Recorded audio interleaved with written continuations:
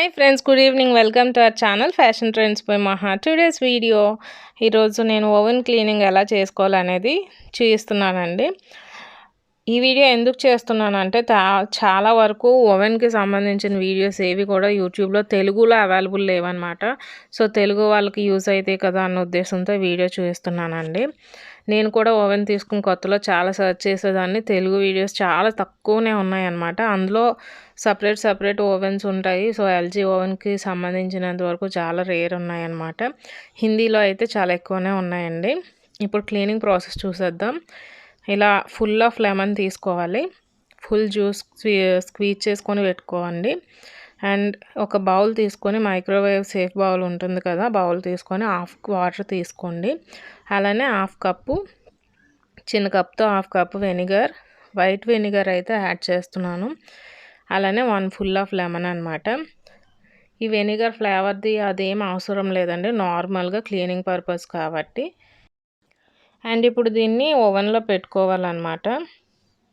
నా ఓవెన్ అయితే నేను ఒక 15 డేస్ నుంచి క్లీన్ చేయలేదండి. సో అది అలా అయిపోయింది. లాస్ట్ యూసేజ్ వచ్చి నేను చికెన్ గ్రిల్ చేశాను.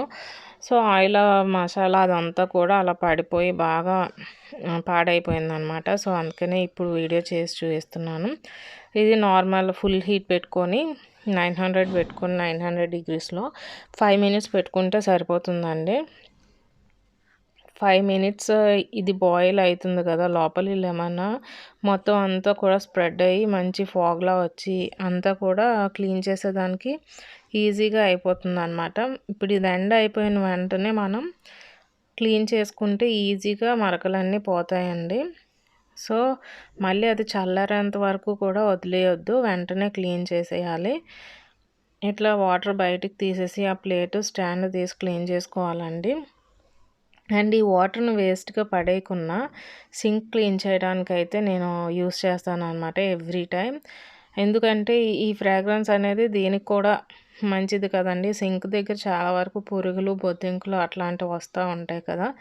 ఇలా లెమన్ ఎంత టైం బాయిల్ చేయటం వల్ల అది కూడా మంచిగా క్లీన్ అయిపోతుంది. సో ఈ టిప్ని అయితే డెఫినెట్లీ ఫాలో అవ్వండి. ఇది క్లీన్ చేసే టైంలో ఓవెన్ కొద్దిగా చల్లారుతుంది కదా, చల్లగా అవుతుంది. మనం హ్యాండ్ పెట్టి క్లీన్ చేసేదానికి ఈజీగా అవుతుంది అనమాట.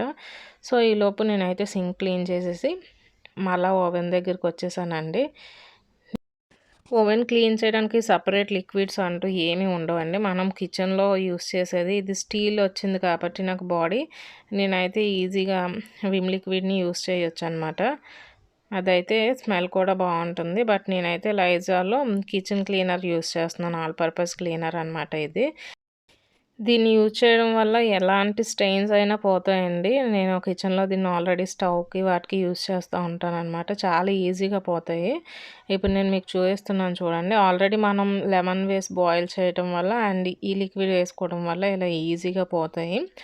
ఇదనే కాదు, ఇది వేయకుండా క్లీన్ చేసినా కూడా మనం ఫస్ట్ ఈ స్టీమ్ అంతా ఉంటుంది కాబట్టి క్లీన్ అయిపోతుందండి. దాని తర్వాత విమ్ లిక్విడ్ కానీ లేదంటే ఏ సోప్ మీరు డిష్ వాషర్కి యూస్ చేస్తున్నారో, డిషెస్ వాష్ చేసుకునేదానికి దాన్ని యూస్ చేసి మీరు చక్కగా క్లీన్ చేసుకోవచ్చు. ఇక్కడ స్క్రబ్బర్ యూస్ చేసి కూడా స్క్రబ్ చేసుకోవచ్చు అండి. కొన్ని మరకలు అయితే అస్సలు పోవు కదా, గట్టిగా ఉన్నవి. అలాంటి వాటిని మనం అలా క్లీన్ చేసుకొని ఇలా వెట్ క్లాత్తో తుడిచేసుకోవచ్చు అనమాట.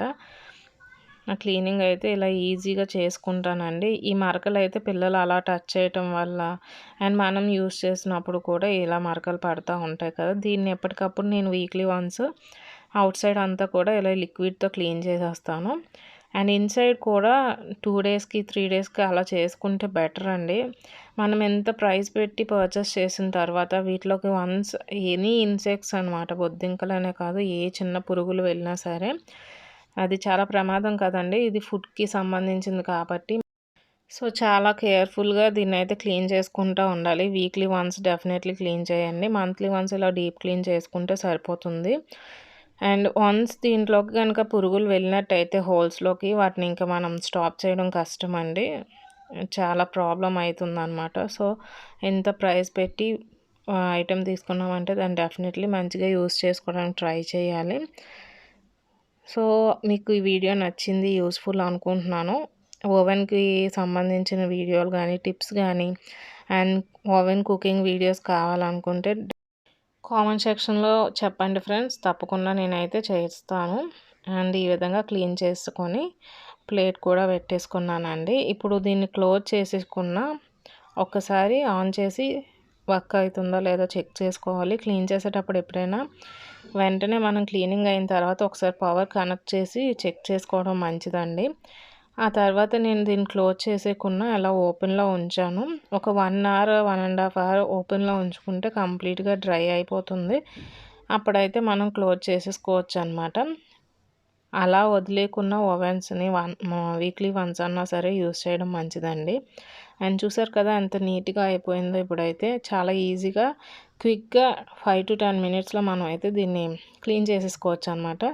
ఐ హోప్ మీకు ఈ వీడియో యూస్ఫుల్ అనుకుంటున్నాను. నచ్చితే తప్పకుండా ఫ్రెండ్స్ అండ్ ఫ్యామిలీ మెంబర్స్కి షేర్ చేయండి మన ఛానల్ కోసం. అలానే మన ఛానల్ ఫస్ట్ సబ్స్క్రైబ్ చేసుకోండి friends. Thank you so much for watching. By.